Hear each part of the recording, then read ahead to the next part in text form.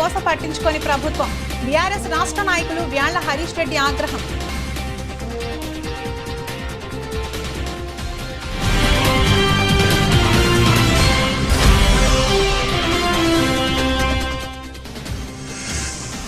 University PG కళాశాలలో NSS mega special camp ముగింపు సమావేశానికి ముఖ్య అతిథిగా విచ్చేసిన రామగుండం ఎమ్మెల్యే మక్కాన్ సింగ్ రాజ్.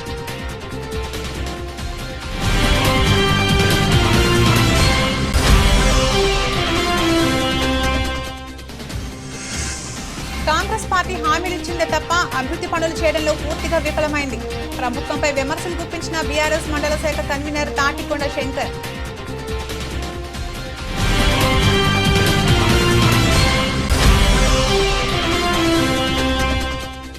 గోదావరి ఖనిలో గణేష్ నిమజ్జనం ఉత్సవాల్లో అపశృతి.